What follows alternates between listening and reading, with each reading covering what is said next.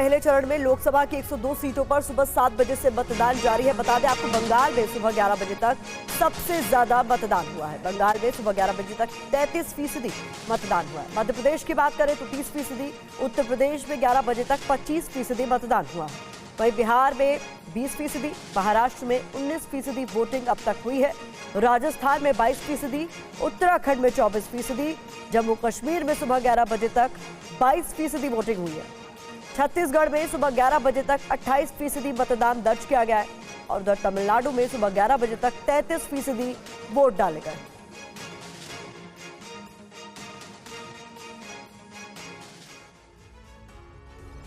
लोकसभा चुनाव के पहले चरण में 102 सीटों पर वोटिंग जारी है और सुबह से ही मतदान केंद्रों पर लोगों की भारी भीड़ भी है। दिग्गज भी वोट कर रहे हैं। सबसे पहले आपके सामने ये बड़े चेहरे हैं, जहां देखिए किस किस ने अभी तक वोट डाला है। केंद्रीय मंत्री नितिन गडकरी ने नागपुर में अपना वोट डाला, जबकि सीएम भजनलाल शर्मा भी वोट करने के लिए पहुंचे। तमिलनाडु बीजेपी के अध्यक्ष अन्नामलाई ने भी वोट किया। दिग्गजों के मतदान की ये 10 तस्वीरें एक साथ आपके सामने, जहां देखिए मतदान केंद्रों से लगातार टीवी9 भारतवर्ष आपको एक एक तस्वीर दिखा रहा है और कितने प्रतिशत तक अभी तक मतदान हुआ है इस बारे में भी अपडेट रखा आपके सामने। वहीं अब से थोड़ी देर पहले की ये तस्वीरें सामने आई, जब देखिए किस तरीके से तमिलनाडु बीजेपी के अध्यक्ष अन्नामलाई के साथ साथ सीएम भजनलाल शर्मा और साथ ही तस्वीरें सामने आई केंद्रीय मंत्री नितिन गडकरी की वोट करते हुए। और टीवी9 भारतवर्ष पर सचिन पायलट एक्सक्लूसिव, बीजेपी से ज्यादा सीटें जीतेगी कांग्रेस, ये दावा किया है सचिन पायलट ने। कहा पूरे देश में कांग्रेस की सीटें इस बार बढ़ेंगी, देश की जनता बदलाव चाह रही है। 400 पार के दावे में कोई दम नहीं है, ये कहा है सचिन पायलट ने टीवी9 से बातचीत में।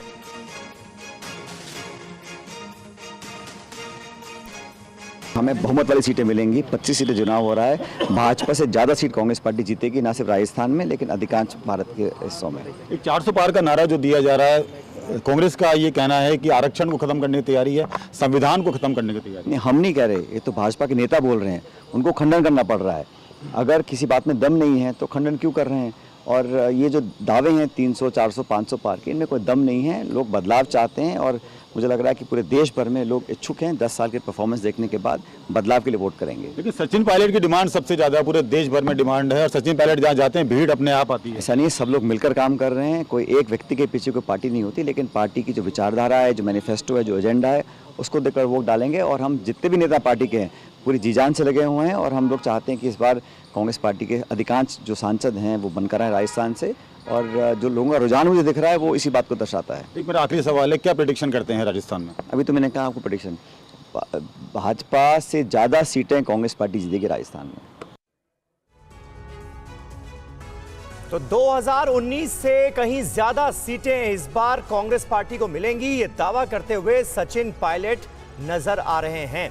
हमारे तमाम सहयोगी, तमाम संवाददाता लगातार हमारे साथ बने हुए हैं और उनका भी रुख करेंगे और अलग अलग सीटों पर वोटर्स का रुझान क्या है ये जानने की कोशिश करेंगे। लेकिन उससे पहले आपको बता दें, देश के 21 राज्यों की 102 सीटों पर लोकतंत्र का उत्सव मनाया जा रहा है और जनता के साथ दिग्गज भी बढ़ चढ़कर इस उत्सव में हिस्सा ले रहे हैं। देश के जाने माने राजनीतिक चेहरों ने मतदान से पहले पूजा अर्चना की।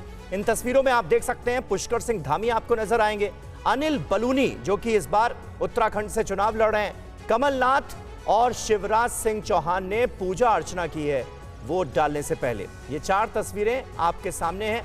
पुष्कर सिंह धामी को आप देख सकते हैं, एक मंदिर में वो पहुंचे और वहां पर पूजा अर्चना की। अनिल बलूनी भी आज नजर आए, मीडिया से मुखातिब हुए और बीजेपी की बम्पर जीत का दावा किया। कमलनाथ अपने पूरे परिवार के साथ हनुमान मंदिर में पूजन अर्चन के लिए पहुंचे थे और इस बार कमलनाथ के बेटे नकुल नाथ एक बार फिर चुनावी मैदान में हैं छिंदवाड़ा से। उनसे बात की है हमारे संवाददाता ने, सुनिए। अभी भी जा रहे हैं। बहुत अच्छा माहौल है। छिंदवाड़ा की जनता ने हमेशा सच्चाई और विकास के नाम पर वोट दिया और इस बार भी सच्चाई और विकास के नाम पर वोट करेगी। छिंदवाड़ा के जो मेयर थे कुछ ही दिन पहले बीजेपी में चले गए थे, अब उन्होंने वीडियो जारी किया है, मैंने वीडियो वापस आ गए, आप लोगों का समर्थन कर रहे हैं, उनसे गलती हुई, उनकी अंतरात्मा ने कहा कि उन्हें जाना चाहिए। ऑफिशियली तो वो कांग्रेस में आई नहीं है अभी, मैंने वीडियो भी नहीं देखा। इस बार कोई टक्कर का मुकाबला आपको दिख रहा है सर? जो पिछली बार हमने देखा गांव-गांव आप घूमते थे। 4 तारीख को स्पष्ट हो जाएगा कि क्या टक्कर था क्या नहीं। इस बार भी कमलनाथ पर ही पूरी तरह से भरोसा जताएगी जनता। तो ये तस्वीरों में आप देख रहे हैं नकुलनाथ और उनकी पत्नी दोनों ही इस वक्त छिंदवाड़ा में हैं। जब चलिए बढ़ते आगे। आज यूपी की सहारनपुर सीट पर भी मतदान हो रहा है, वोट डाले जा रहे हैं। सहारनपुर से कांग्रेस के उम्मीदवार इमरान मसूद ने जीत का दावा किया है। संवाददाता रवि मिश्रा ने इमरान मसूद से बात की।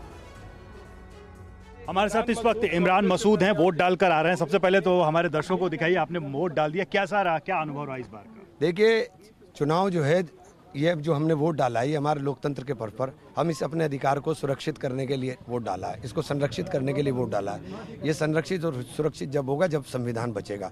देश के संविधान को बदलने की चर्चा जब भारतीय जनता पार्टी के बड़े नेता करने लगे, उस परिस्थिति में वोट डल रहा है तो और भारी वोट पड़ेगा। मैं समझता हूँ कि हमारा पोल 75 के आसपास टच करेगा। अच्छा इमरान साहब, बीजेपी के जितने भी नेता वो कह रहे हैं कि हमारा काम और राम का नाम हमारे साथ है। हम देख रहे हैं आप भी राम का नाम लिए। तो राम उनके हैं क्या? केवल राम उनके नहीं है, केवल ये गलत फहमी उनके वजह, इसीलिए तो नहीं, उनका कहना है, हमने सुबह बात की कि ये सीजनल राम भक्त है। अरे ये तो उनकी बात है ना।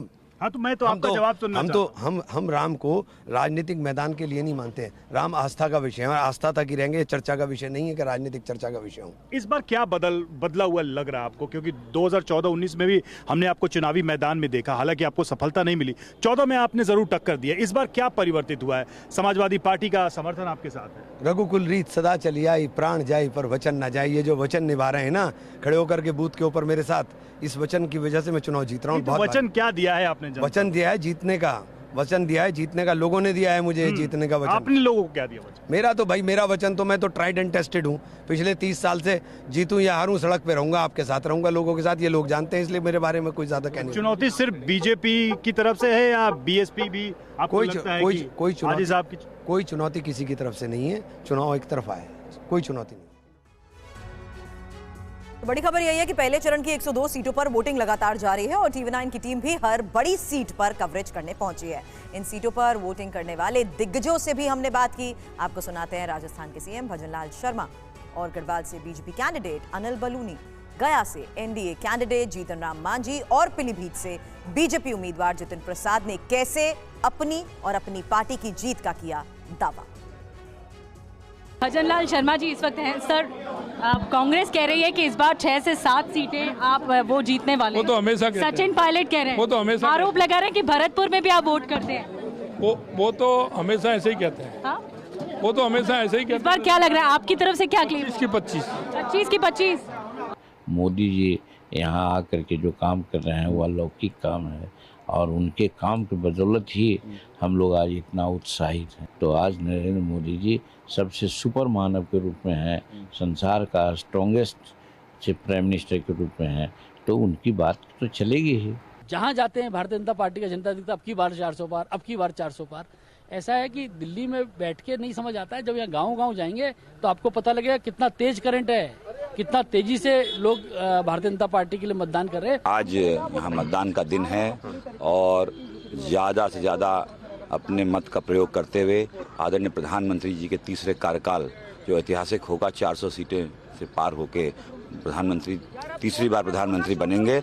और मुझे पूरा आशीर्वाद है कि आज पीलीभीत की जनता का भी आशीर्वाद मिलेगा और कमल का फूल प्रचंड बहुमत से चलेगा। और मुजफ्फरनगर से बीजेपी उम्मीदवार संजीव बालियान ने पूरे परिवार के साथ मतदान किया। वोटिंग के बाद संजीव बालियान की बेटी केतकी बालियान ने लोगों से ज्यादा वोट डालने की अपील की।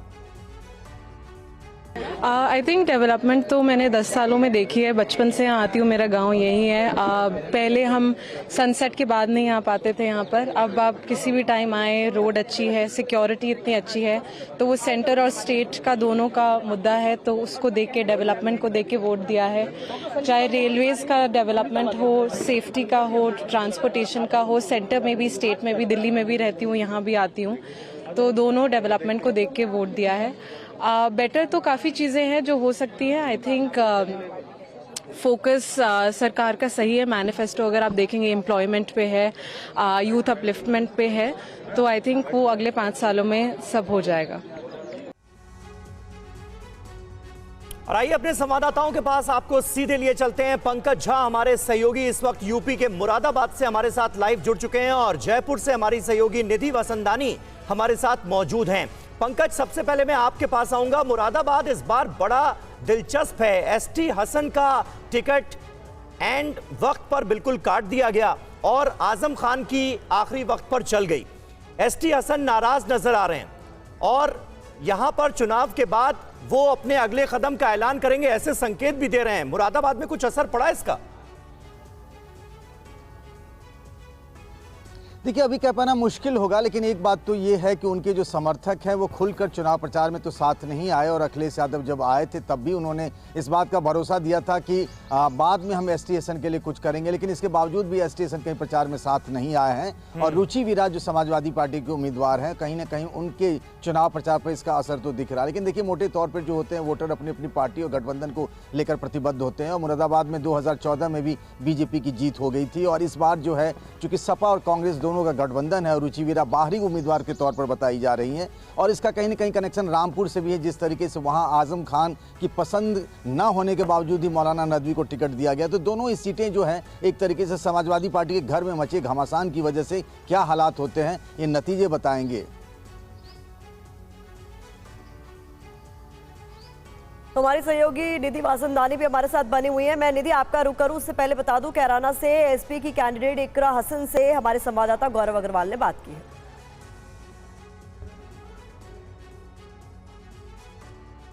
इकरा हसन हमारे साथ है। इकरा जी, क्या कहेंगी टीवी 9 के दर्शकों को, कैसा चल रहा है चुनाव? जी, चुनाव अच्छा चल रहा है। बस यही सबसे पहले अपील है कि लोग आए, अपने मत के अधिकार का उपयोग करें, वोट डालें, बेहतर सरकार के लिए वोट डालें, इंडिया गठबंधन के लिए वोट डालें। कैराना में पलायन एक बड़ा मुद्दा रहा है पिछले कुछ चुनावों में, क्या इस चुनाव में मुद्दा है? जी बिल्कुल मुद्दा नहीं है। Central agency, state agency, local authority सब इन्वेस्टिगेट कर चुकी हैं और अब भाजपा भी इस मुद्दे को नहीं मानती है। धरातल पर ये कोई मुद्दा नहीं है, प्रोपेगेंडा था जो अब खत्म हो चुका है। मुद्दा क्या है कैराना का? राष्ट्रीय मुद्दा ज्यादा हावी है या यहाँ के जो इंडिया गठबंधन कह रहा है महंगाई रोजगार वो ज्यादा यहाँ पर दिखता है? यहाँ पर राष्ट्रीय मुद्दे कोई नहीं है। यहाँ पर लोकल जो मुद्दे हैं, यहाँ के क्षेत्रीय मुद्दे हैं और क्षेत्रीय जनप्रतिनिधियों के बीच का ये चयन है।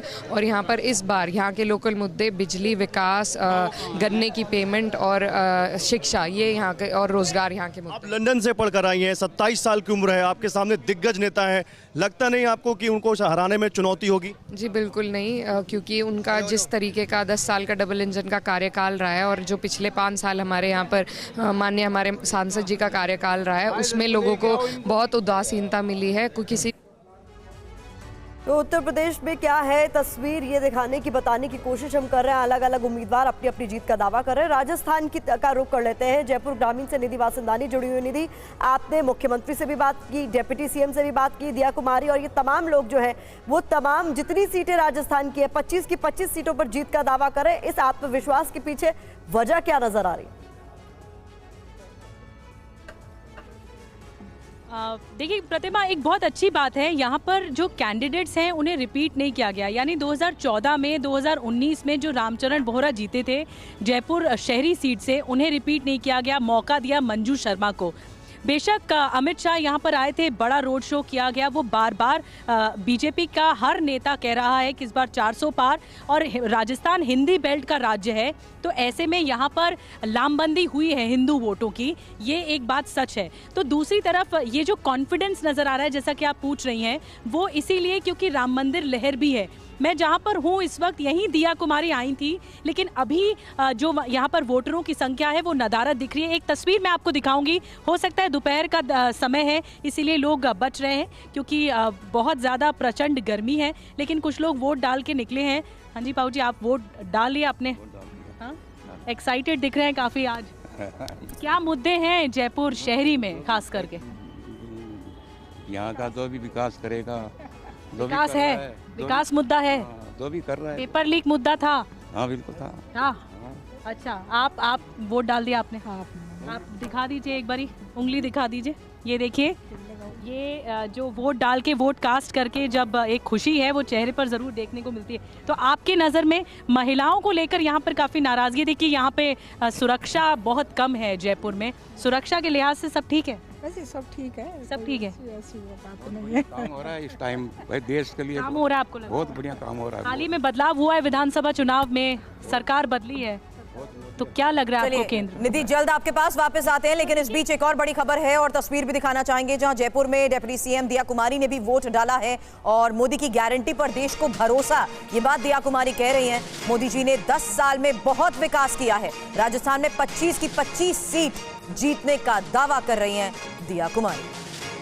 हम लोग हमारी बात कर रहे हैं मोदी जी की गारंटी के बारे में। मैं बार बार कह रही हूँ, मोदी जी पे हर व्यक्ति को विश्वास है, उनके काम पर विश्वास है, उनके कहने पर विश्वास है और उनको देखा है उन्होंने कि 10 साल उन्होंने देश की जनता के लिए इतनी सेवा की है जो देश की जनता ने इससे पहले ऐसा कोई प्रधानमंत्री देखा ही नहीं था और अब देखा है। और अब इस बार भी बहुत अच्छे वोटों से पायलट कह रहे हैं कि 6 से 7 सीटें वो जीत रहे हैं। आपको उनको कहने दीजिए जो कहना है। मैं तो कह रही हूँ 25 की 25 सीटें हम लोग। भारतीय जनता पार्टी की सरकार राजस्थान में, हम लोग भी पूरी तरह से महिलाओं के लिए स्पेशली जहां सिक्योरिटी की बात आती है, जो कि पिछली सरकार में बिल्कुल नहीं थी, उस पे हम लोग ध्यान देंगे। एजुकेशन पे ध्यान देंगे, सारी जो योजनाएं हैं केंद्र की उसको इम्प्लीमेंट करने पे ध्यान देंगे, सड़कों पे ध्यान देंगे, हर चीज पे हम लोग पूरी तरह से ध्यान देंगे और आप देखिएगा बहुत अच्छा। तो डिप्टी सीएम दिया कुमारी को आपने सुना, वो भी वही दावा कर रही हैं जो मुख्यमंत्री भजन लाल ने किया है कि इस बार 25 की 25 सीटें बीजेपी फिर जीतेगी। अब आपको कुछ और नेताओं के बयान सुनाते हैं। मुकाबला नहीं है जी, ये देखिए चुनाव में वो तो रहेगा ही कि प्रतिस्पर्धा तो होगी, बहरहाल क्योंकि हम इतना आगे हैं तो उसको मुकाबला कैसे कह सकते हैं। हवा पूर्ण रूप से मोदी जी के पक्ष में है और जो हमारा नारा है अब की बार 400 पार, वो आप देखिएगा पूर्ण होगा 4 जून को। 100% वापस रिपीट होगी सरकार और रिपीट ही नहीं बल्कि एक बहुत बड़ा आंकड़ा सीटों का पार करेगी, 400 सीटों का आंकड़ा पार करेगी और उसका कारण है कि विकसित भारत का संकल्प प्रधानमंत्री मोदी जी ने लिया। हमारा जो संकल्प है वो 370 प्लस है बीजेपी, 400 पार एनडीए, ये संकल्प है और ये फेज़ों के साथ ये संकल्प हो सकता है और बढ़े, क्योंकि अगर आप देखें तो पूरे देश में नरेंद्र मोदी जी के नेतृत्व में इन 10 सालों में तमाम संकटों के बाद, तमाम कंटकों के बाद, तमाम तरह के दिक्कतों के बाद, चाहे वो हंगामा रहा हो, चाहे फिसड्डियों का जो है वो हंगामा रहा हो, तमाम तरह की समस्याओं के बाद भी नरेंद्र मोदी जी ने देश में सुशासन की धाक को स्थापित करते हुए देश की सुरक्षा, देश की समृद्धि के सफ़र को आगे बढ़ाया। बहुत बढ़िया चुनाव है, कहीं कोई दिक्कत नहीं है। सब मोदी जी को तीसरी बार प्रधानमंत्री बनाना चाहते हैं। आप देखना आज का माहौल से आपको अंदाजा हो जाएगा। और एमपी का क्या हाल है, आइए आपको सीधे लिए चलते हैं छिंदवाड़ा, जहां पर मौजूद है हमारे सहयोगी शुभम। शुभम, क्या लग रहा है इस बार छिंदवाड़ा, क्योंकि बीजेपी ने इस सीट को जीतने के लिए इस बार पूरा जोर लगा दिया है। नकुल नाथ चुनावी मैदान में है और कांग्रेस पार्टी से ज्यादा कमलनाथ ने जो छिंदवाड़ा में काम किए हैं उसके नाम पर वो लोगों से वोट मांग रहे हैं। क्या असर दिखता है? बिल्कुल समीर, देखिए कमलनाथ ने तो छिंदवाड़ा को एक मॉडल के तौर पर पेश किया। 2018 का जो विधानसभा चुनाव हुआ उसमें उन्होंने कहा भी कि अगर उनकी सरकार आती है तो पूरे प्रदेश में वो छिंदवाड़ा मॉडल लागू करेंगे। बहरहाल जो वोटर्स हैं वो क्या कह रहे हैं उनसे भी हम बातचीत करने की कोशिश करते हैं। क्या मुद्दे इस बार वोटर्स के रहे हैं, आपसे बातचीत करते हैं। आप बताएं छिंदवाड़ा में इस बार सबसे बड़ा मुद्दा क्या रहा है? सबसे बड़ा मुद्दा किस विषय में? चुनाव है, चुनाव का सबसे बड़ा मुद्दा क्या रहा? बेरोजगारी है, यहाँ काम वाम तो होते नहीं है। क्या सब टक्कर है कांग्रेस और बीजेपी में? यहाँ टक्कर तो है, हमेशा ही रहता है, कोई काम करते नहीं है। ठीक है, आप बताएं आपका क्या नाम है? अब हम तो कुछ नहीं बोलते हैं, नहीं बोलते। टक्कर का मुकाबला है यहाँ पर या एक तरफा ही जाएगा? है क्या बीजेपी, देखो क्या होता है। अच्छा, देखिए समीर, यहाँ पर हालांकि एक चीज़ हम जितने भी बूथ पर जा रहे हैं वहाँ पर ये दिखाई दे रहे हैं कि लोग काफ़ी कम आ रहे हैं, मतदाता काफ़ी कम आ रहे हैं। सुबह का समय था जब मतदाता काफ़ी तादाद में निकले थे, मगर अभी एक तस्वीर अगर आप यहाँ पर देखेंगे तो बिल्कुल खाली नज़र आ रहे हैं। बूथ 2 या 4 लोग जो हैं वो दिखाई दे रहे हैं यहाँ पर, उससे ज़्यादा जो है वो यहाँ पर लोग नहीं हैं। मगर दूसरी तरफ देखें कि प्रधानमंत्री नरेंद्र मोदी को लेकर जिस तरह से यहाँ पर चीज़ें की गई, खुद केंद्रीय गृह मंत्री अमित शाह भी यहाँ हैं और भी कुछ वोटर्स जो हैं वो यहाँ पर पहुँचे हैं, उनसे बातचीत करते हैं। आप बताएं क्या मुद्दे रहे इस बार छिंदवाड़ा में आपके? छिंदवाड़ा में पिछले 40 साल से जो कमलनाथ जी की कहानी थी कि वो विकास किया, भारतीय जनता पार्टी एक जिनने इतने 15 सालों में जो तो विकास अलग अलग किया है, सीटों लोग उस पर इस विकास के वक्त मुद्दे किस पर तरीके से वोटर्स अलग अलग मुद्दों का जिक्र कर रहे हैं, ये भी बहुत महत्वपूर्ण हो जाता है। इस बीच कूच बिहार में वोटिंग के बाद गृह राज्य मंत्री निशित प्रामाणिक ने भी TV9 से बातचीत में कहा कि अगर TMC राज खत्म होगा तो कूच बिहार में हिंसा भी खत्म हो जाएगी। केंद्रीय स्वराष्ट्र मंत्री राज्य निशित प्रामाणिक हमारे साथ है, बातचीत करेंगे।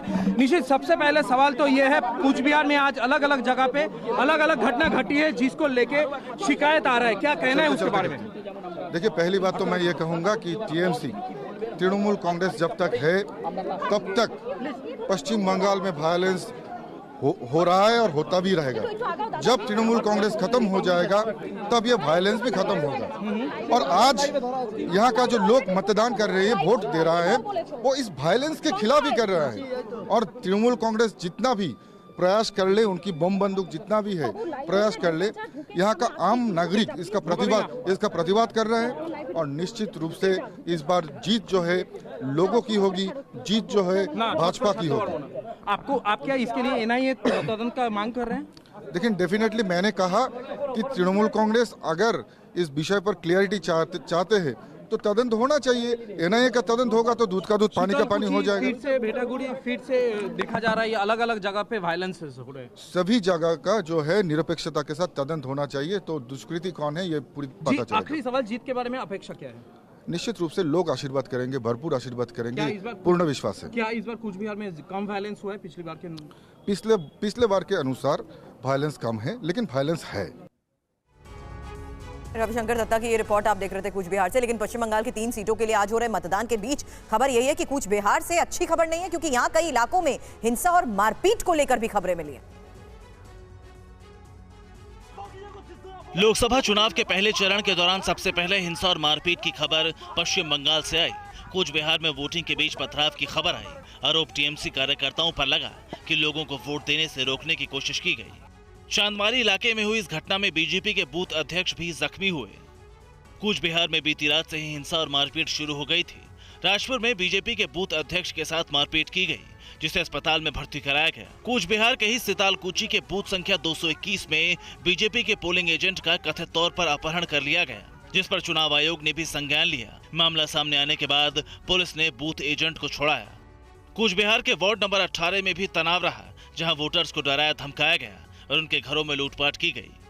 इधर TMC ने BJP कार्यकर्ताओं पर पार्टी ऑफिस को आग के हवाले करने का आरोप लगाया है। TMC ने दावा किया है कि तूफानगंज के हरिहाट इलाके में दफ्तर को जला दिया गया। TMC ने दावा किया कि अलीपुरद्वार में हार की आशंका को देखते हुए BJP कार्यकर्ता बीती रात से ही हिंसा पर उतारू हैं और आज यहां लोगों को वोट देने से रोका गया। और कूच बिहार के कई बूथ पर पोलिंग एजेंट्स के साथ मारपीट की गई है। BJP और TMC एक दूसरे पर आरोप लगा रहे हैं। पश्चिम बंगाल के कूच बिहार में हिंसा और उपद्रव की घटना किसी एक इलाके तक सीमित नहीं रही। जैसे जैसे वक्त गुजरता गया, हिंसा से जुड़ी कई और खबरें आती रही। तस्वीरें कूच बिहार के माथा भांगा की, जहां बूथ कैंप लगाने को लेकर BJP और TMC के कार्यकर्ता आमने सामने आ गए। TMC ने BJP पर बूथ एजेंट के साथ मारपीट का आरोप लगाया। यहाँ घंटों हंगामा होता रहा। दूसरी तस्वीर कूच बिहार के गिरियाकुठी की है, जहां BJP और TMC कार्यकर्ताओं में हिंसक झड़प हुई। यहां BJP समर्थक मतदाताओं के घरों में तोड़फोड़ करने का आरोप लगा। BJP ने दावा किया कि यहां TMC कार्यकर्ताओं ने घर घर जाकर मतदाताओं को डराने धमकाने की कोशिश की। हालांकि TMC ने इन आरोपों से इंकार किया। कुछ इसी तरह की घटना कूच बिहार के दिनहाटा में सामने आई। यहां वोटिंग से ठीक पहले पुलिस ने बम बरामद किया। তখন আমাকে মারধর করা হয় বিজেপির বুথ সভাপতি আমাকে ধাক্কা দিয়ে বাইর করে দেয়, বলে ওকে যে তুমি যদি এক পা আগা তোমাকে আমি গলা কেটে দেবো, তোমার বাচ্চাকে গিয়ে মুখ দেখতে পারবেন না, এরকম করে সবাইকে মারধর করে। আমাকে যেতে দিল না, আর সবাইকে বলতেছে যে পুলিং এজেন্ট দিবে ওখান থেকে আর বের হতে পারবে না, তার কি গলা কাটিয়ে দেবো, তার বউ বাচ্চার মুখ দেখতে পারবে না। तो आगे जम्मू कश्मीर के उधमपुर में भी आज चूंकि वोटिंग हो रही है, वहां पर क्या चल रहा है ये आपको बताएंगे, लेकिन रुक कर लेते हैं। इस बीच बिहार के गया का रुपेश कुमार हमारे संवाददाता वहीं मौजूद है। जीतन राम मांझी से बातचीत भी हम सुन रहे थे, जिस तरीके से वो कह रहे हैं कि प्रधानमंत्री मोदी का चेहरा ही जीत सुनिश्चित करने वाला है। क्या वही एक चीज है जिसके आधार पर कहा जा रहा है कि बिहार में इस बार अच्छे आंकड़े देखने को मिलेंगे बीजेपी के पक्ष में?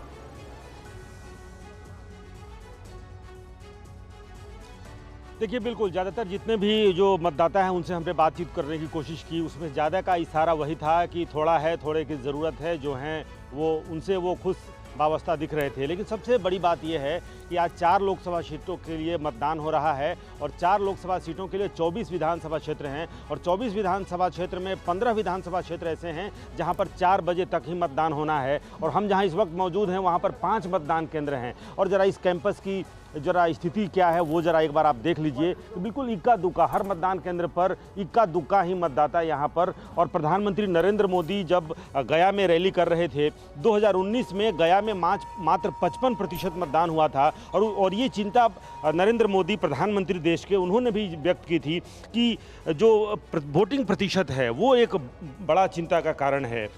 भरी दोपहरी में पछुआ हवा चल रही है। आप क्या उम्र है आपकी? उम्र क्या होगी आपकी? 76। तो बताइए 76 आपकी उम्र है, कहाँ हैं और युवा लोग सब? मात्र 20% मतदान हुआ है गया में, बाकी जगह तो थोड़ा ज़्यादा हुआ है, लेकिन गया क्यों नहीं निकल रहा है वोट करने के लिए? पिछले बार भी गया में मात्र 55% वोट हुआ। मोदी जी ने कहा कि बड़ा चिंता का कारण है ये। अच्छा, ये युवा वर्ग को और जागरूक करने की जरूरत है। आप हैं जागरूक? हाँ, जागरूक है, वोट तभी तो देने आए हैं। क्या है मुद्दा, क्या है मुद्दा? है कि बेरोजगारी का है, जो समस्या है वो है अपना। क्या बाबा? हाँ ठीक है। क्या है, कौन चीज़ दिमाग में कुछ चल रहा होगा? यहाँ आए हैं दोपहरी में तो रुपेश, तो वोटर्स क्या सोच के मतदान केंद्र पहुंच रहे हैं और क्या सोच के वोट करने नहीं पहुंच रहे हैं, यही इस वक्त के 2 बड़े सवाल आपने गया में रहते हुए इस मतदान केंद्र में किए। और जयपुर ग्रामीण से हमारी सहयोगी नीति वासंदानी भी हमें ग्राउंड रिपोर्ट दिखा रही थी। फिलहाल आप दोनों का बहुत बहुत शुक्रिया। और जम्मू कश्मीर के उधमपुर में आज सुबह से बारिश हो रही है और बावजूद उसके बड़ी संख्या में मतदाता वोट डालने के लिए भी पहुंच रहे हैं। संवाददाता अंकित भट्ट की ये रिपोर्ट देखिए। बारिश हो रही है और ऐसे में लोगों में जो है खास तौर पे वोटिंग को लेकर वो साफ तौर पे देखने को मिल रहा है। आप देखिए कि लोग जो है वो छाते लेकर आ रहे हैं और इस बार महिलाओं की संख्या जो है वो ज़्यादा देखने को मिल रही है और लगातार जो महिलाएं हैं वो यहाँ पर वोट कास्ट करने के लिए आ रही हैं। आपको बता दें कि उधमपुर कठुआ कॉन्स्टिट्यूएंसी की अगर बात की जाए, यहाँ पर तकरीबन 16 लाख से ज़्यादा मतदाता हैं और अगर महिलाओं की बात की जाए तो महिलाएं तकरीबन 7.5 लाख से ज़्यादा है। पुरुष जो है 8,45,000 जो है रजिस्टर्ड वोटर हैं और यही वो लोग हैं जो कैंडिडेट्स हैं अलग अलग पार्टीज़ के, उनकी किस्मत का फैसला आज तय करेंगे। तस्वीरों में आप देखिए कि किस तरीके से जो महिलाएं हैं वो यहाँ पर वोट कास्ट करने आई है। ये पंचोटी इलाका है जहाँ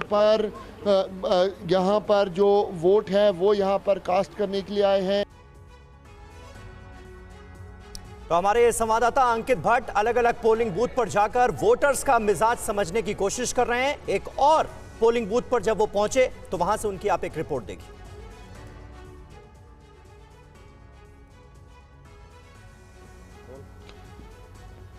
इस समय हम मौजूद हैं रामबन ज़िले में और यहाँ पे दुल्हा दुल्हन जो है कुछ देर पहले अपना वोट कास्ट करके घर की तरफ जा रहे थे, लेकिन आप तस्वीरों में देखिए कि लगातार हम लोगों से भी अपील कर रहे हैं कि आज आपका दिन है और आज आप अपने मत का इस्तेमाल करें। लेकिन आपको बता दें कि इस समय हम रामबन में मौजूद हैं। यहाँ पे कुछ देर पहले जो है दुल्हा दुल्हन जो है वो अभी अपना वोट कास्ट करके आए हैं, उन्हीं से हम बात करेंगे। आपका नाम? दलजीत सिंह। दिलजीत जी, अभी आप वोट कास्ट करके आए हैं, क्या कहना चाहेंगे? आज ही शादी हुई? जी, आज ही शादी हुई जी। क्या कहेंगे वोट कास्ट को लेकर? सबको डालना चाहिए, अपने कंट्री के लिए सबको आगे आना चाहिए, बाहर निकल के वोट डालना चाहिए। दुल्हन ने वोट डाल दिया? हाँ जी, बिल्कुल डाल दिया। क्या नाम है आपका? अंजू। कहाँ के हो आप? सामने के। अच्छा, तो वोट हो गया आपका? जी। क्या कहना चाहेंगे वोट कास्ट करने को लेकर? सबको डालना चाहिए वोट अपनी कंट्री के लिए। क्या वो मुद्दे रहे जिनको लेकर आज आपने वोट कास्ट किया? शिक्षा अच्छी होनी चाहिए, अपना और रोजगार होना चाहिए, अच्छे तो जम्मू कश्मीर का हाल आपने जाना। अब राजस्थान का रुख कर लेते हैं। हमारी सहयोगी निधि वासंदानी ने वहां से एक रिपोर्ट भेजी है, आपको दिखाते हैं। जयपुर की सड़कों पर हम घूम रहे हैं और जयपुर क्योंकि गुलाबी शहर है तो ऐसे में लोगों से प्रतिक्रिया ले रहे हैं, लोग वोट डालकर निकल रहे हैं और इस बार ये मौका बहुत बड़ा है क्योंकि सरकार चुनने का वक्त है, राज्य की नहीं बल्कि केंद्र की सरकार। और ऐसे में ये जो चुनावी समर है, महाकुंभ है, उसकी शुरुआत आज से हो गई है। जयपुर के लोग क्या सोचते हैं, क्योंकि ये प्रमुख इलाका है विद्याधर नगर, जहाँ से दिया कुमारी जो कि जयपुर की राजस्थान की डिप्टी सीएम है, वो यहीं से आती हैं, विधायक हैं, इससे पहले सांसद भी रह चुकी हैं। मैम, वोट कर दिया आपने? हाँ जी। ठीक, खुश लग रही हैं आप काफी? हाँ जी। ठीक, तो देखिए ये साइन है और क्या बात मन में रख के आज वोट करने आई हैं आप? क्या सोच के आए कि आज मैं देखिए अपना अधिकार का तो इस्तेमाल कर ही रही हैं, लेकिन क्या मन में था? अच्छा सोच के है कि वोटिंग अच्छे से हुई है। क्या इश्यूज हैं? आप यहीं रहते हैं तो आप 2-4 होते होंगे समस्याओं से, क्या लगती है आपको प्रॉब्लम, या फिर आपको स्ट्रेंथ क्या लगती है? नहीं, प्रॉब्लम कुछ नहीं लगती है, सब अच्छा है। नहीं जी, सब अच्छा है, बीजेपी अच्छी है। अच्छा, दिया कुमारी बहुत अच्छी मतलब है। विकास हुआ है? हाँ, विकास हुआ। यहाँ में विद्याधर नगर ही नहीं, पूरे राजस्थान में जब से बीजेपी आई है, जो गुंडागर्दी हो रही थी, जो जगह जगह लूट मार हो रही थी, पेपर लीक हो रहे थे, उसमें काफ़ी सुधार हुआ है। जयपुर के वोटर्स क्या सोच रहे हैं ये आपने सुना। कैराना के वोटर्स का फिलहाल क्या कहना है? थोड़ी देर पहले ही गौरव अग्रवाल हमारे सहयोगी जो वहां पर मौजूद है, उन्होंने कैराना से चुनावी मैदान में उतरी इकरा हसन और उनकी जीत के दावे को लेकर रिपोर्ट दी थी। अब वोटर्स वहां पर क्या सोच रहे हैं, एक और रिपोर्ट। पश्चिमी यूपी की जिन 8 सीटों पर पहले चरण के तहत मतदान हो रहा है, उसमें कैराना भी है। कैराना कई वजहों से चर्चा में भी रही है, इससे पहले भी कैराना में पॉलिटिक्स बहुत चर्चा में रही, पलायन को लेकर भी। आज लोकसभा चुनाव में यहाँ बीजेपी वर्सेस इंडिया है। एक तरफ इकरा हसन है, इंडिया गठबंधन के उम्मीदवार, दूसरी तरफ बीजेपी के प्रदीप चौधरी हैं। मतदान इस वक्त चल रहा है जैन धर्मशाला में। कैराना कस्बे में ये 4 से 5 बूथ हैं जहां पर इस वक्त हम पहुंचे हुए हैं। यहां पर महिलाएं भी हैं, पुरुष भी हैं जो मतदान कर रहे हैं। कैराना का सबसे बड़ा मुद्दा क्या है मतदान? अजी यहाँ तो एक तरफा इकरा का ही मामला है, यहाँ किसी का नहीं, कुछ नहीं है। मुद्दा क्या है? महंगाई, रोजगार, या फिर विकास, विरासत जो बीजेपी कह रही है या जो इंडिया गठबंधन कह रहा है? महंगाई का मुद्दा है और बेरोजगारी का मुद्दा है, सारे मुद्दे ही हैं। इन मुद्दों पर वोट हो रहा है। आप युवा हैं, किस मुद्दे को सोचकर वोट कर? बेरोजगारी पे। बेरोजगारी बढ़ रही लगातार और सरकार कोई व्यवस्था नहीं कर पाई शायद। कैराना का कोई एक लोकल इशू जिसको आप लोग दिमाग में रख रहे हो? इकरा हसन। ठीक है, तो ये कैराना में देखिए, क्योंकि लड़ाई यहाँ पर सीधे सीधे बीजेपी वर्सेस इंडिया गठबंधन या समाजवादी पार्टी की कैंडिडेट इकरा हसन वर्सेस प्रदीप चौधरी है। प्रदीप चौधरी यहाँ से सिटिंग सांसद हैं, पिछली बार पहली बार जीते थे। इकरा हसन इस बार उनको चुनाव मैदान में एक लंबा पॉलिटिकल करियर है उनके खानदान का, लेकिन वो क्योंकि लंदन से पढ़कर आई हैं, 27 साल की युवा कैंडिडेट है, महिला है, वो इस बार प्रदीप चौधरी को कितनी टक्कर दे पाती हैं, ये सबसे बड़ी बात है। और देखना होगा कि कैराना के लोकल इश्यूज वर्सेस जो इश्यूज बीजेपी लेकर आ रही है, जो राष्ट्रीय मुद्दे हैं, उनमें से किस मुद्दे पर यहां पर वोट पड़ता है।